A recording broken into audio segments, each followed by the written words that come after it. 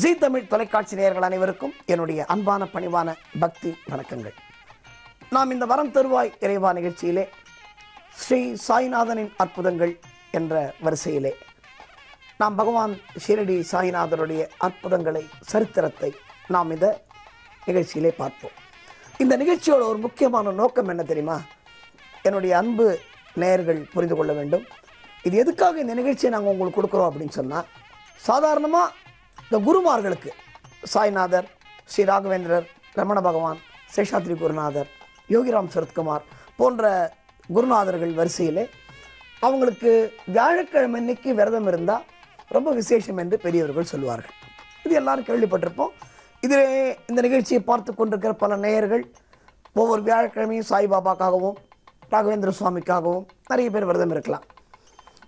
இந்த நிகழ்ச்சியின் முக்கியமான நோக்கம் அப்படின்னு நான் சொன்னேன் என்ன தெரியுமா? குறிப்பாக சாய்நாதருடைய விரதம் இருக்கும் பொழுது, சாய்பாபாக்காக அந்த வியாழக்கிழமை விரதம் இருக்கும் பொழுது அதில் ஒரு ஒரு ஒரு ரெகுலேஷன் இருக்குது, ரூல்ஸ் அண்ட் ரெகுலேஷன் ஒன்று இருக்குது. அது நீங்கள் கேள்விப்பட்டிருப்பீங்க, எல்லாருமே பார்த்துருக்கலாம். பாபாவுக்கு 9 வாரம் விரதம் இருப்பார்கள். 9 வாரம் விரதம் இருக்கணும்னு சொல்லுவாங்க. இந்த 9 வார விரதத்தில் நாம் எப்பொழுதும் பக்தியோடு அந்த வியாழக்கிழமை அன்னைக்கு, அதுக்காக வியாழக்கிழமை மட்டும்தான் பக்தியோடு இருக்கணும்னு அவசியம் இல்லை, எல்லா நாளும் இருக்கணும். ஆனால் குறிப்பாக அந்த வியாழக்கிழமை விரதம் இருக்கிற நாட்களிலே இதில் நிறைய பேருக்கு என்ன கன்ஃபியூஷன் அப்படின்னு சொன்னால், சார் நான் வியாழக்கிழமைனா சாப்பிடவே மாட்டேன் சார், வியாழக்கிழமைனா பாபாக்காக தான் சார், நான் ஒரு வாய் தண்ணி கூட சாப்பிட மாட்டேன் சார். இந்த விரதத்தை பாபா உங்கள்கிட்ட எதிர்பார்க்கல, அதை நீங்கள் தெளிவாக புரிந்து கொள்ள வேண்டும். அதுக்காக அப்படி இருக்கிறவங்க நான் குறை சொல்கிறேன்னு நினைக்காதீங்க. ஆனால் உண்மையான விரதம் என்பது அன்றைய தினம், அந்த வியாழக்கிழமை விரதம் இருக்கிற நாள் அன்னைக்கு நமது சிந்தனை முழுவதும் கடவுள் மேல் இருக்க வேண்டும். உங்களுக்கு எந்த பிடிச்ச கடவுளாக இருந்தாலும் சரி, நீங்கள் பாபாக்காக விரதம் இருக்கீங்க அப்படின்னா கார்த்தாலேருந்து அன்றைய தினம் உங்களது ஸ்மரணை பாபாவின் மேல் இருக்க வேண்டும். பாபா எனக்கு இதை பண்ணிக்கொடு, அதை பண்ணிக்கொடு அப்படின்னு வேண்டிக்கலாம். உங்களுக்கு என்ன பிடிக்குதோ பாபாட்ட கேட்கலாம். அவ்வளவு எளிமையான ஒரு தெய்வம், அவ்வளவு எளிமையான ஒரு மகான், உங்களுக்கு என்ன வேணுமோ கொடுத்துட்டு வரான். ஆனால் அவர் உங்கள்கிட்ட எதிர்பார்க்கிறது என்ன அந்த விரத நாளில் அப்படின்னா இந்த பக்தியை தான், உண்மையான பக்தி, தூய்மையான பக்தி. இப்போது அன்றைக்கி சில பேர் சொல்லுவாங்க, சாயி சரித்திரத்தை குறைந்தபட்சம் ஒரு பக்கமாவது அல்லது ஒரு அத்தியாயமாவது படிக்க வேண்டும் அப்படின்னு சொல்லுவாங்க. நிறைய பேருக்கு இன்றைக்கி சாயி பக்தர்களுக்கு சாயி சத் சரித்திரம் அப்படின்னு ஒரு புக் இருக்குது. அது எல்லா பாபா கோயிலையும் கிடைக்கும், நீங்கள் பார்த்துருப்பீங்க. நல்ல ஒரு பைண்ட் பண்ண புக்கு, நல்ல ஒரு அற்புதமான ஒரு புத்தகம். இந்த புத்தகத்தில் என்ன விசேஷம் அப்படின்னா, சாய் பகவானுடைய சரித்திரம் மட்டுமல்லாமல் சாய் பகவானுடைய அற்புதமான லீலைகள் அந்த புத்தகத்திலே தொகுக்கப்பட்டிருக்கின்றன. அதனால தான் அந்த விரதம் இருக்கிற நாளில் என்ன பண்ணுவாங்க, ஒரு பக்கமாவது படிக்கணும்னு சொல்லுவாங்க, அல்லது முடிஞ்சவங்க ஒரு அத்தியாயம் படிக்கலாம். இதில் இன்னும் சில பேர் இருக்காங்க, ஒரு வாரத்திற்குள் வியாழக்கிழமை ஆரம்பித்து அடுத்த வியாழக்கிழமைக்குள்ள அந்த சரித்திரம் ஃபுல்லாக படிக்கிறவர்கள் இருக்கிறார்கள். இப்போது இது படிக்காமல் நமக்கு எங்களுக்கெல்லாம் நேரம் கிடையாது சார், இது எங்கே சார் சாய் சரித்திரத்தில் படிக்கிறது, அது பார்த்தாலே பயமாக இருக்குது, புக்கு பெருசாக இருக்குது, அது முதல் பக்கம் படிக்கிறதுக்குள்ளேயே அப்படின்லாம் சொல்கிறவர்கள் நிறைய பேர் இருக்கிறார்கள். அவர்களின் வசதிக்காக, அவர்களின் சௌரியங்களுக்காக குறிப்பாக இந்த நிகழ்ச்சி. இப்போது நீங்கள் கார்த்தால எழுந்து இந்த நிகழ்ச்சியை நீங்கள் பார்த்தாலே ஒரு நாளைக்கு குறைந்தபட்சம் ஒரு அத்தியாயம் படித்ததற்கு சமானம். ஏன்னா இன்றைக்கி நமக்கு இன்விடேஷன் படிக்கிறதுக்கு கூட நேரம் கிடையாது. யாராவது கல்யாண பத்திரிகை கொண்டு வந்து கொடுத்தாங்கன்னா அந்த கல்யாண பத்திரிகை பிரித்து கூட நம்ம பார்க்கறது இல்லை. இது எல்லா குடும்பத்திலும் நடப்பது, எங்கள் வீட்லேயும் சேர்த்து. அப்போது ஒரு பத்திரிகை படிக்கிறதுக்கு கூட நமக்கு பொறுமை இல்லை அப்படின்னு சொன்னால், இந்த சாய் சரித்திரத்தை படிப்பதற்கு நிறைய பேருக்கு நிறைய பொறுமை தேவைப்படும். அதற்கு உண்மையாக பக்தி வேண்டும். அதனால தான் இந்த நிகழ்ச்சியை நீங்கள் பார்க்க வேண்டும் என்று நாங்கள் இந்த நிகழ்ச்சியை உங்களுக்கு, சாய் சரித்திரத்தை உங்களுக்கு தொகுத்து வழங்குகிறோம்.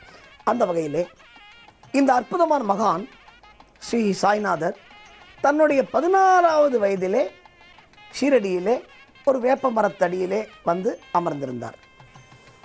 இந்த வேப்பமரம் இன்றைக்கும் அந்த ஷீரடி தலத்தில் பராமரிக்கப்பட்டு வருகிறது. ரொம்ப பெரிய விசேஷம். ஷீரடிக்கு போகிறவங்களாம் பார்க்கலாம். ஷீரடிக்கு போகாதவர்கள் கண்டிப்பாக அந்த வேப்ப மரத்தை தரிசனம் செய்ய வேண்டும். அவ்வளோ விசேஷமான மரம். சரி, அது அப்படி என்ன சார் அந்த மரத்தில் விசேஷம்? பாபா அங்கே உட்காந்துருப்பார். ஷீரடி மக்களுக்கு பாபாவை பார்க்குறாங்க, இவர் என்ன சின்ன பையனாக இருக்கார், ஆனால் அவர் கண்களில் தெரிகிற ஒளி வந்து ஒரு பெரிய மகான் மாதிரி இருக்குது. இவர் அந்த மரத்தில் உட்காந்துருக்காரு, மரத்தடி கீழே உட்காந்துருக்காரு, இவர் என்ன பண்ணுவார்? ஆனால் அவர்கிட்ட போய் கேட்கறதுக்கு யாருக்கும் தைரியம் இல்லை. அப்போது பாபாவுடைய முதல் அற்புதம் அதை பார்த்த உடனே மக்கள் தெரிஞ்சுக்கிறாங்க இவர் சாதாரணமான ஆள் இல்லைன்னு. அது என்ன அப்படின்னு சொன்னால், பாபா என்ன சாப்பிடுவாராம், வேப்ப மரத்தில் இருக்கிற அந்த வேப்ப இலையை பறித்து பாபா சாப்பிடுவார். இந்த பையன் வேப்ப இலையை பறித்து சாப்பிட்டு இருக்கானே, இது எப்படா, வேப்ப இலை பயங்கரமான கசப்பு, அது நம்ம எல்லாருக்கும் தெரியும். ஆனால் இந்த 16 வயசு பையன் அந்த வேப்ப இலையை சாப்பிட்டு இருக்கான் அப்படின்னும் போது ஷீரடி மக்களுக்கெல்லாம் ஒரே கன்ஃபியூஷன், கேட்கலாமா வேண்டாமா. ஆனால் இதை கேட்க வேண்டும் என்று ஒருவருக்கு தோன்றியது. அது யாருக்கு தோன்றியது? இவருக்கும் பாபாவுக்கும் ரொம்ப நெருங்கிய தொடர்பு இருக்குது. இது நம்ம பின்னாடி இந்த சரித்திரத்தில் இவரை பற்றி நாம் நிறைய பார்க்க போகிறோம். அது யார் அப்படின்னு சொன்னால், கண்டோபா மந்திர் என்று இன்றைக்கும் ஷீரடியிலே ஒன்று இருக்கிறது. அது ஒரு சிவன் கோயில். ஷீரடியில் பாபா சன்னிதானம் இருக்குல்ல, அதுக்கு எதிர்க்க இருக்குது கண்டோபா மந்திர் அப்படின்னு. இப்போது இந்த கண்டோபா மந்திரில் பூசாரியாக இருந்தவர், அதாவது அந்த சிவனுக்கு பூஜை செய்கிற அர்ச்சகராக இருந்தவர், எப்படி வேணால் நீங்கள் வச்சுக்கலாம், மகள்சாபதி என்பவர். அவர் தான் முதல் பாபாவை அடையாளம் கண்டு கொண்டவர் மகான் என்று. இது எப்படின்னு சொல்கிறேன். அப்போ என்ன சொல்கிறாரு, இப்போ எல்லாருமே பாபாட்ட போய் யோசிக்கிறாங்க, கேட்குறதுக்கு யோசிக்கிறாங்க, என்னடா அது இந்த வேப்ப இலையை போய் சாப்பிட்றானே, எப்படி சாப்பிட்றான் அப்படின்னு. ஆனால் மகள்சாபதி நேராக பாபாட்ட வர்றார். வரும்போது பாபாட்ட கேட்குறாரு, என்ன நீ வந்து இது மாதிரி வேப்ப இலையை போய் சாப்பிட்றியா, அதில் என்ன டேஸ்ட் இருக்கும், அதில் என்ன சுவை இருக்கும், எனக்கு புரியலையே அப்படின்னு சொல்கிறாங்க. உடனே பாபா என்ன பண்ணுறாரு, அப்போது அவருக்கு பாபான்னு பேர் கிடையாது, சாயின்னு பேர் கிடையாது, சாய்நாதர்னு பேர் கிடையாது, அவருக்கு எந்த பேரும் அப்போ கிடையாது. அப்போ உட்கார்ந்தபோது இவர் என்ன பண்ணாராம், பாபா அந்த வேப்ப மரத்துலேருந்து அந்த வேப்ப இலையை அப்படி பறித்து நம்ம இந்த கண்டோபா கோயில் பூசாரி கையில், அதாவது இந்த மகள்சாபதி கையில் கொடுக்குறார், சாப்பிடுன்றார்.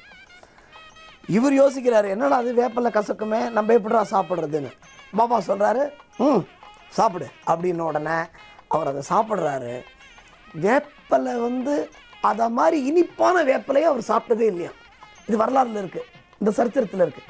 அப்போது எப்படி ஒரு கசப்பான வேப்பலை ஒரு இனிப்பான வேப்பலையாக மாறினது அப்படின்னு இவர் பார்க்கும்போது தான் இந்த கண்டோபா கோயில் பூசாரிக்கு தெரியுது இவர் சாதாரண மகான் அல்ல அப்படின்னு. இனிமேலும் பல அற்புதங்கள் காத்திருக்கின்றன. நிறைய அற்புதங்கள் பாபா பண்ணது. அதிலே ஒவ்வொரு அற்புதமாக நாம் தொடர்ந்து பார்ப்போம். பாபா செய்த ஒரு அற்புதமான ஒரு லீலை, அது என்ன லீலை என்பதை நாம் நாளை நிகழ்ச்சியிலே பார்ப்போம். ஓம் சாய்ராம். தென்னாடுடைய பெரியவா போற்றி,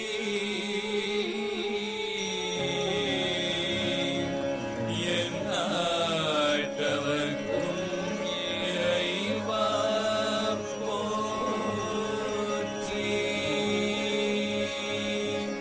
சர்வஜ்ஞா சர்வவ்யாபி பெரியவா சரணம், மாயப்பிறப்பருக்கும் மகா பெரியவா அடி போற்றி,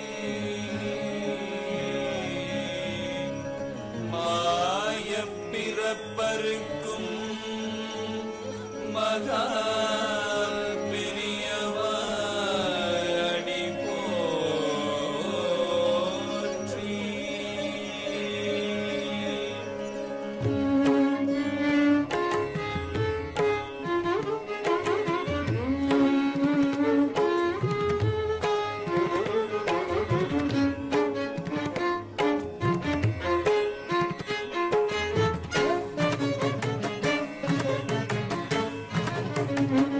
பார்த்துக்கிட்டே இருக்க தோணுது, பெரிய மாலை பார்த்துக்கிட்டே இருக்க தோணுது, பார்த்துக்கிட்டே இருக்க தோணுது, பெரிய மாலை பார்த்துக்கிட்டே இருக்க தோணுது, பார்த்துக்கிட்டே இருக்க தோணுது, பெரிய மாலை பிரிந்து வர மனமும் மறுக்குது, பார்த்துக்கிட்டே இருக்க தோணுது, பெரிய மாலை பார்த்துக்கிட்டே இருக்க தோணுது.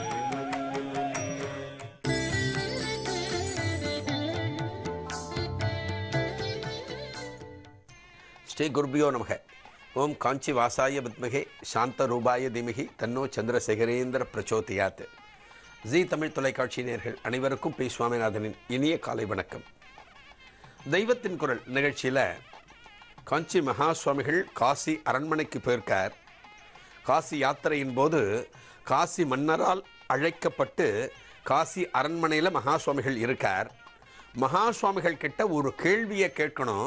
இவர் ஜெகத்குரு ஜெகத்குருன்னு சொல்லிட்டு இருக்காரு, நீங்கள் உண்மையிலே இந்த ஜெகத்துக்கு குருவா, நீங்கள் ஜெகத்குருவான்னு கேட்கணுங்கிற ஒரு எண்ணத்தோட ஒரு தாழ்வு மனப்பான்மை கொண்ட ஒரு வேத பண்டிதர் அந்த சபையில் இருக்கார்.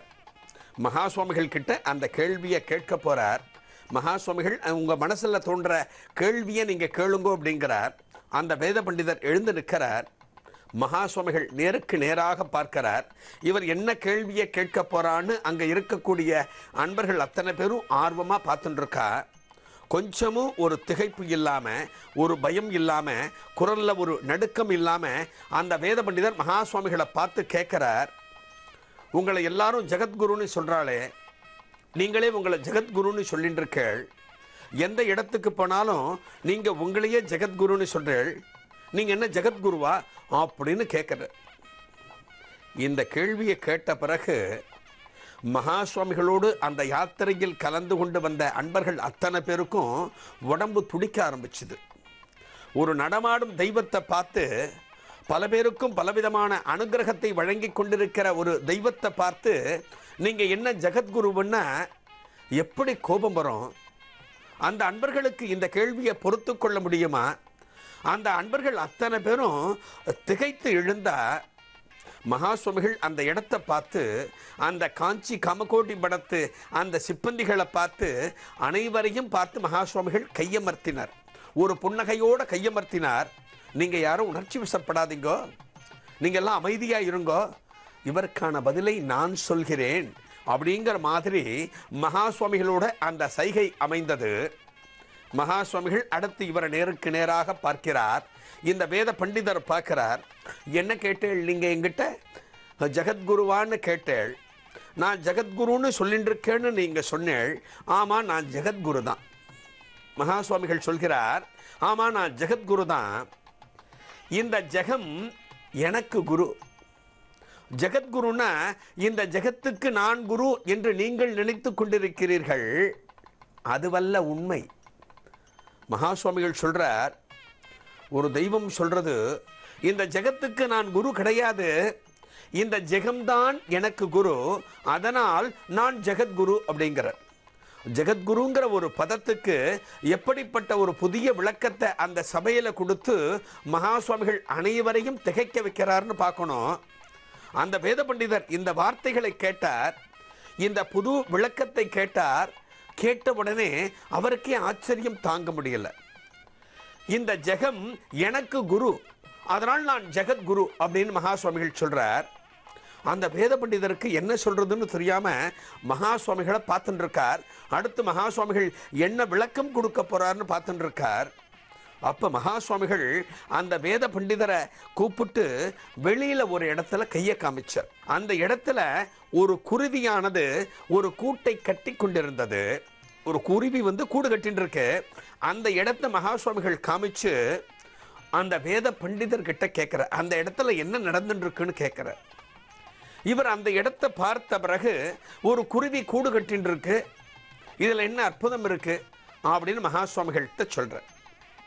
மகா சுவாமிகள் சொல்றார், ஆமா ஒரு குருவி கூடு கட்டின்னு இருக்கு, ஆனால் அந்த குருவிக்கு என்னை போல் 2 கைகள் கிடையாது, அந்த குருவிக்கு என்னை போல் 6 அறிவு கிடையாது, ஆனால் அந்த குருவியானது தான் வசிப்பதற்கு அழகான ஒரு கூட்டை கட்டுகிறது. அந்த கூட்டை என்னால் கட்ட முடியாது. அதனால் அந்த வகையில் அந்த குருவியும் ஒரு வகையில் எனக்கு குரு, இந்த ஜகமே எனக்கு குரு. அந்த வகையில் என்னால் முடியாத ஒரு காரியத்தை அந்த குருவி பண்ணுறது, நான் வியந்து பார்க்கும்படியான ஒரு செய்கையை அந்த குருவி செய்கிறது. அதனால் அந்த குருவியும் எனக்கு ஒரு குரு. இதுபோல் பல குருமார்கள் இந்த உலகத்தில் எனக்காக இருக்கின்றார்கள். நான் செய்ய முடியாத விஷயத்தை யார் யாரெல்லாம் செய்கிறார்களோ, என்னால் ஆச்சரியப்படும்படியான பல செயல்களை யார் யாரெல்லாம் செய்கிறார்களோ அவர்கள் அத்தனை பேருமே எனக்கு குருமார்கள். அந்த வகையில் இந்த ஜகமே எனக்கு குரு, நான் ஒரு ஜெகத்குரு அப்படின்னு மகா சுவாமிகள் சொன்ன உடனே அங்கே இருந்த அத்தனை பேருமே வியந்து போயிட்டார். எப்பேற்பட்ட ஒரு விளக்கம்! ஒரு குருவியையே, ஒரு சாதாரணமான ஒரு குருவியை எனக்கு குரு என்று மகா சுவாமிகள் சொல்கிறார் என்றால் எப்பேற்பட்ட பக்குவம் அந்த தெய்வத்திற்கு வர வேண்டும். இந்த பக்குவத்தை பார்த்துட்டு அந்த காசி ராஜா உட்பட அந்த அரச சபையில் இருக்கின்ற அனைவருமே, காசி வாழ் மக்கள் அத்தனை பேருமே, இந்த கேள்வி கேட்ட வேத பண்டிதர் அனைவருமே திகைச்சு போயிட்டார். மகா சுவாமிகளுக்கு என்ன பதில் சொல்றதுன்னு இந்த கேள்வி கேட்ட வேத பண்டிதருக்கு கேட்க தெரியல. மகா சுவாமிகள் சொன்ன விளக்கம் அனைவருமே ஏற்றுக்கொள்ளும்படியாக இருந்தது. இந்த வேத பண்டிதரால அதற்கு மேல முரண்டு பிடிக்க முடியல. மெல்ல எழுந்து வந்தார். மகா சுவாமிகள் கிட்டக்க வந்தார். ஒரு வேறெழுந்த மரம் போல சாஷ்டாங்கமா மகா சுவாமிகளோட திருவடியில விழுந்தார். விழுந்து எழுந்து, என்னை மன்னிக்கணும், என்னோட அஞ்ஞானத்தினால நான் உங்கள்கிட்ட கேள்வியை கேட்டுட்டேன். எனக்கு இருக்கக்கூடிய அகங்காரத்தினால நான் உங்ககிட்ட இப்படி ஒரு கேள்வியை கேட்டுட்டேன். உண்மையிலேயே நீங்கள் இந்த ஜகத்துக்கே குரு, இந்த உலகத்துக்கே நீங்கள் தான் குரு. உங்களுக்கு இருக்கக்கூடிய பக்குவம், ஒரு மிகப்பெரிய சன்னியாசியான உங்களுக்கு இருக்கக்கூடிய பக்குவம் எனக்கு கிடையாது. அந்த பக்குவம் எனக்கு போதல. இன்றைய தினம் என்னை தெளிவுபடுத்தி விட்டீர்கள். எனக்கு ஒரு புத்துயிரை பாய்ச்சி இருக்கிறீர்கள். எனக்கு இப்பத்தான் புரிகிறது இந்த உலகத்தில் நமக்கு எவையெல்லாம் குருவாக அமைந்திருக்கின்றன அப்படின்னு எனக்கு இன்னைக்குத்தான் புரியுதுன்னு அந்த பண்டிதர், காசியில் வாழ்கின்ற வேத பண்டிதர் மகா சுவாமிகளோட சந்நிதியில் விழுந்து விழுந்து கதறினார். தனது செயலுக்கு மன்னிப்பு கேட்டார். மகா சுவாமிகள் காசியில் இருக்கின்ற வரை ஒவ்வொரு நாளும் கார்த்தால மகா சுவாமிகள் இருக்கின்ற இடத்துக்கு வந்து அந்த தெய்வத்தை நமஸ்காரம் பண்ணிட்டு அந்த தெய்வத்துக்கு தன்னால் இயன்ற சேவைகளை செஞ்சுட்டு அப்புறம்தான் அவர் போவாராம். மகா சுவாமிகளோட பார்வை படுறதுங்கிறது மிகப்பெரிய விஷயம். எப்படி ஒரு எதிரித்தனமாக உள்ளே நுழைந்தாலும், மகா சுவாமிகளையே உரசி பார்க்க வேண்டும் அப்படிங்கிற எண்ணத்தோட உள்ள நுழைஞ்சாலும், அந்த மகானால் எப்படி இந்த காசி பண்டிதர் ஆட்கொள்ளப்பட்டார் அப்படிங்கிறது ரொம்ப ஆச்சரியமான ஒரு நிகழ்வு. அடுத்த தெய்வத்தின் குரல் நிகழ்ச்சியில் ஒரு புதிய அனுபவத்தோடு சந்திக்கலாம். நன்றி, வணக்கம்.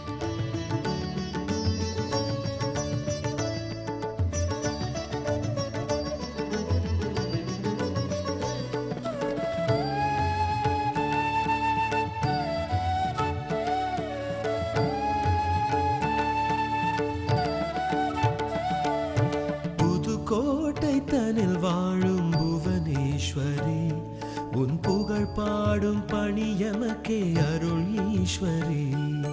புதுக்கோட்டை தனில் வாழும் புவனேஸ்வரி, உன் புகழ் பாடும் பணி எமக்கே அருள் ஈஸ்வரி.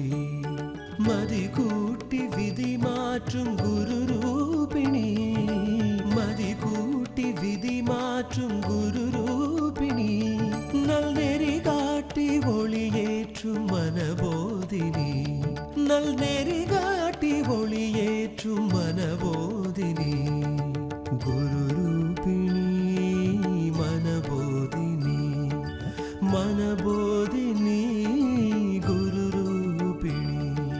புதுக்கோட்டை தனில் வாழும் புவனேஸ்வரி, உன் புகழ் பாடும் பணி எமக்கே அருள் ஈஸ்வரி.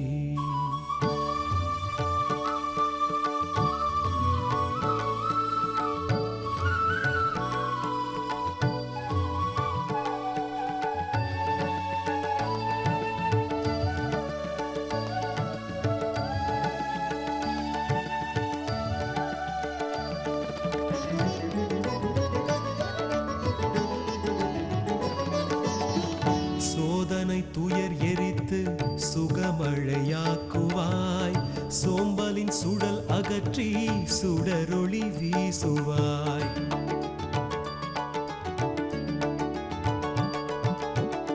சோதனை துயர் எரித்து சுகமழையாக்குவாய், சோம்பலின் சுழல் அகற்றி சுடரொளி வீசுவாய். பிறவிப் பயன் உணர்த்தி பிணிகளை நீக்குவாய். பிறவிப் பயன் உணர்த்தி பிணிகளை நீக்குவாய். பேரின்ப வழி அமைத்து ஞான விழி காட்டுவாய். பேரின்ப வழி அமைத்து ஞான விழி காட்டுவாய். புதுக்கோட்டை தனில் வாழும் புவனேஸ்வரி, உன் புகழ் பாடும் பணியமக்கே அருள் ஈஸ்வரி.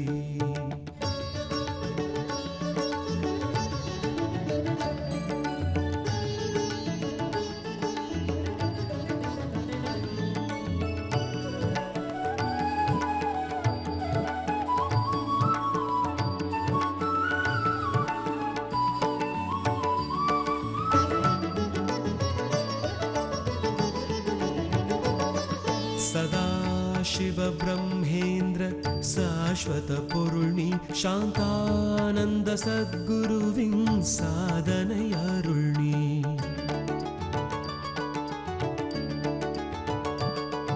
சதாசிவ பிரம்மேந்திர சாஸ்வத பொருள்நீ, சாந்தானந்த சத்குருவின் சாதனை அருள்நீ. ஸ்வயம் பிரகாஷ ஜீவ ஜோதியின் ஏழில் நீ, ஸ்வயம் பிரகாஷ ஜீவ ஜோதியின் ஏழில் நீ. ஓங்கார ஆனந்த ஹ்ரீங்கார குரல் நீ, ஓங்கார ஆனந்த ஹ்ரீங்கார குரல் நீ. புதுக்கோட்டை தனில் வாழும் புவனேஸ்வரி, உன் புகழ் பாடும் பணியமக்கே அருள் ஈஸ்வரி. புதுக்கோட்டை தனில் வாழும் புவனேஸ்வரி, உன் புகழ் பாடும் பணியமக்கே அருள் ஈஸ்வரி. மதி கூட்டி விதி மாற்றும் குரு ரூபிணி, மதி கூட்டி விதி மாற்றும் குரு ரூபிணி. நல் நெறி காட்டி ஒளியேற்றும் மனபோதினி,